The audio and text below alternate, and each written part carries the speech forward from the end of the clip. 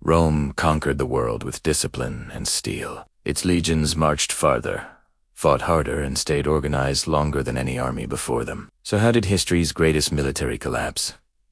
It wasn't because Rome forgot how to fight. It was because Rome forgot why its soldiers fought. For centuries, Roman legions were the most feared force on earth. They weren't just soldiers, they were citizens, trained from a young age to defend the state. The training was brutal. Discipline was absolute. Their formations were so precise, it bordered on obsession. A Roman legion could build a fortified camp overnight, ready to withstand a siege. On the battlefield, they fought in perfect synchronization, a wall of shields and steel moving as one. Every man knew his role and, more importantly, he trusted the man standing beside him with his life. Rome didn't win wars through numbers alone. It won because its soldiers believed that Rome was them. They were defending their homes, their families, their way of life.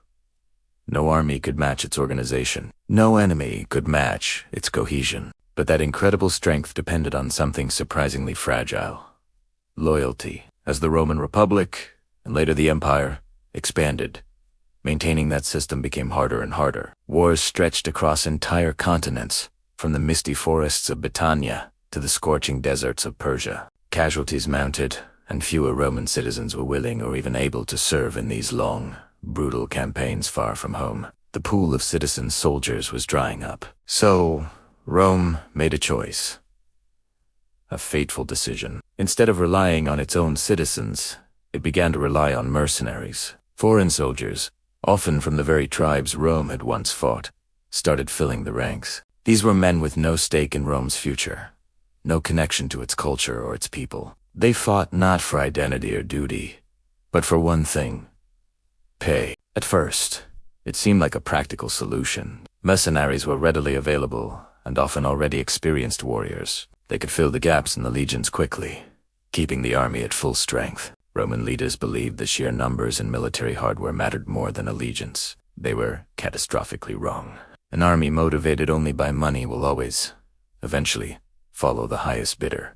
Once the mercenaries became the backbone of the Roman army, the cracks started to spread with alarming speed. First, the costs skyrocketed. Mercenaries demanded higher and higher wages. Bonuses became necessary just to keep them from deserting on the eve of a battle. This put an immense strain on the imperial treasury. Then, discipline, the very bedrock of Roman military success, began to decline. Roman training standards dropped. Roman drill masters, who once commanded absolute obedience, lost authority over soldiers who didn't share Roman values or respect Roman traditions. Why endure endless, grueling drills when your loyalty was only as deep as your coin purse? And worst of all, the very concept of loyalty shifted. Mercenaries pledged allegiance not to the abstract idea of Rome or the Senate, but to the specific commanders who paid them. Powerful generals could now command the personal loyalty of entire armies. The army, once the defender of the state,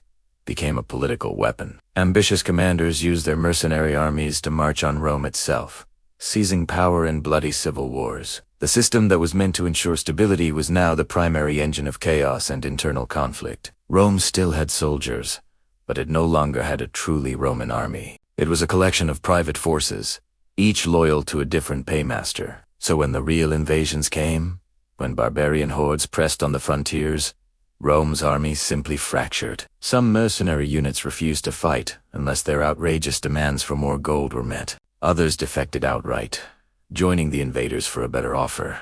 Entire legions abandoned their posts, leaving vast stretches of the border completely undefended. The final battles weren't lost because Rome lacked weapons or fortifications.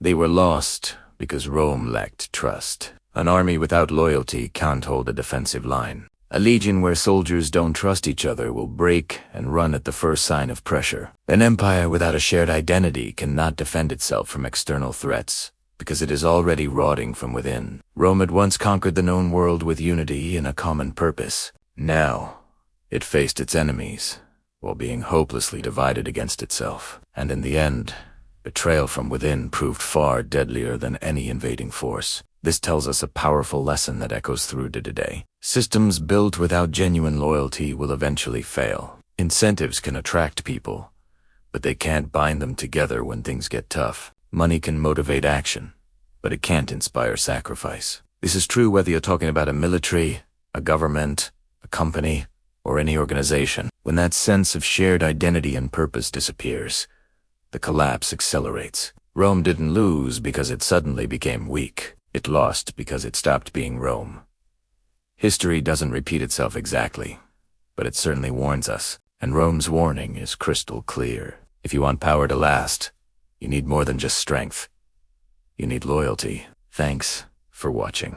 If you want to explore more stories from the historical record, make sure to subscribe.